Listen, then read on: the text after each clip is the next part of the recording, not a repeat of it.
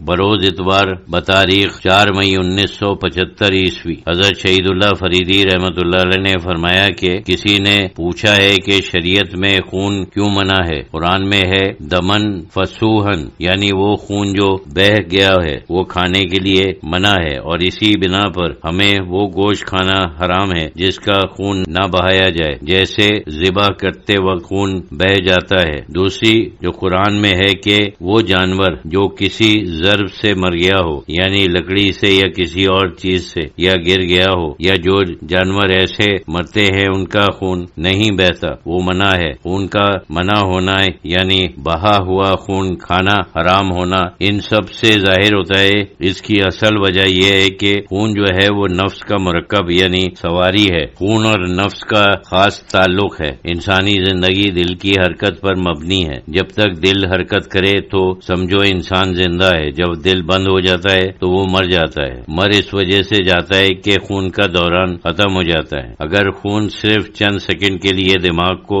نہ پہنچے تو انسان مر جاتا ہے۔ بے ہوش تو اسی وقت ہو جاتا ہے، زیادہ دیر رہ گیا تو وہ مر جاتا ہے۔ خون زندگی کا رس ہے۔ اصل زندگی تو قلب کی حرکت پر مبنی ہے، یعنی اس طرح زندگی قائم رہتی ہے۔ قلب کا جاری ہونا اللہ کی طرف سے ایک راز ہے، یعنی وہ حرکت جو قلب کی ہے وہ اللہ کے ہاتھ میں ہے۔ ایک حدیث ہے، حالانکہ اس کے معنی عام طور پر دوسرے لیے جاتے ہیں، کہ انسان کا قلب اللہ کی 2 انگلیوں کے درمیان ہے، چاہے اس طرف موڑ دے یا اس طرف موڑ دے۔ عام طور پر اور روحانی طور پر یہ صحیح بھی ہے۔ اس کے معنی لیے جاتے ہیں کہ اگر اللہ چاہے تو سب کو مومن بنا سکتا ہے، اگر چاہے تو سب کو کافر بنا سکتا ہے، جیسے قرآن میں بھی وضاحت کے ساتھ یہ آیت موجود ہے کہ اگر میں چاہتا تو سب کو مومن بنا دیتا۔ یہ اللہ تعالیٰ بار بار فرماتا ہے، لیکن اگر ہم صرف جسمانی طور پر اس کے معنی نکالے تو بھی جائز ہے، یعنی یہ کہ قلب کی حرکت بھی اللہ تعالیٰ کے ہاتھ میں ہے، وہ جیسے چاہے اسے حرکت دے، اگر نہ چاہے تو بند ہو جائے۔ ہمارے پاس کوئی ذریعہ نہیں کہ قلب کی حرکت کو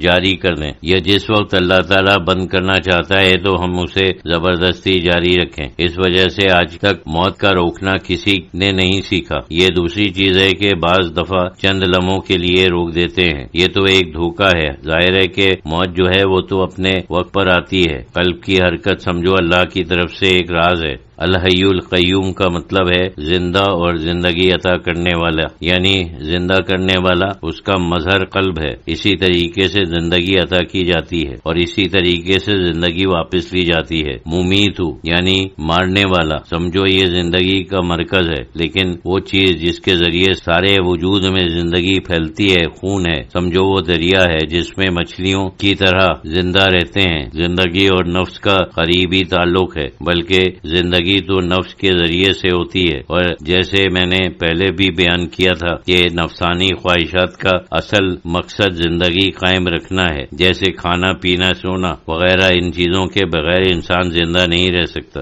نفس کا تعلق زندگی سے ہے اور زندگی کا تعلق نفس سے ہے، ایک ہی چیز ہے، بلکہ زندگی نفس کی ایک ظاہری شکل ہے اور خون اس کا آلہ ہے۔ خونی کے ذریعے یہ سارا کام ہوتا ہے۔ اس وجہ سے اللہ تعالیٰ نے ہمارے اندر خون کا داخل ہونا محدود رکھا ہے، خاص حالت میں اور خاص مقدار میں اس کی اجازت ہے، بلکہ نفس زیادہ سرکش نہ ہو۔ بہمیت یعنی جانور پن جس کی انسان کے اندر صلاحیت ہے زیادہ نہ ہو۔ خون کیونکہ خالص نفس ہے، یعنی نفس کا خالص مظہر ہے، اس وجہ سے اس کو محدود کر رکھا ہے۔ جو خون کسی جانور کے اندر مرنے کے بعد رہ جائے وہ ناجائز ہے، اور جو خون نکل جائے وہ بھی ناجائز ہے، یعنی اگر اندر رہے وہ بھی ناجائز ہے، اور جو خون باہر نکل جائے اس کا بھی کھانا ناجائز ہے۔ صرف وہ جو قدرتی طور پر سب بہنے کے بعد باقی رہتا ہے اس کی اجازت ہے، جس کی مقدار بہت تھوڑی ہے، اور جو کچھ قدرتی طور پر گوشت کے اندر ہو تو اللہ تعالیٰ نے اس کا بہت اہتمام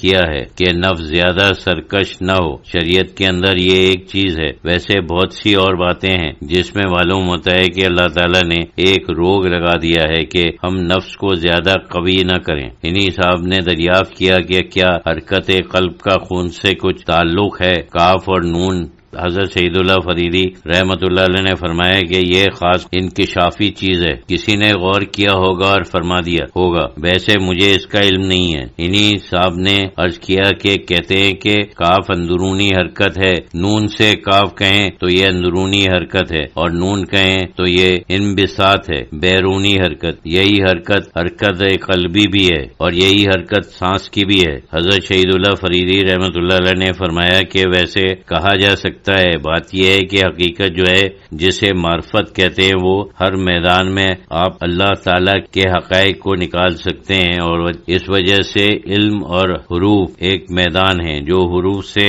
حکمت اور معرفت نکالی جا سکتی ہے۔ اسی طرح انسان کا بدن ہے، ہر میدان میں اگر آپ چاہیں اور اس کے اوپر غور کریں تو معرفت حاصل ہو سکتی ہے۔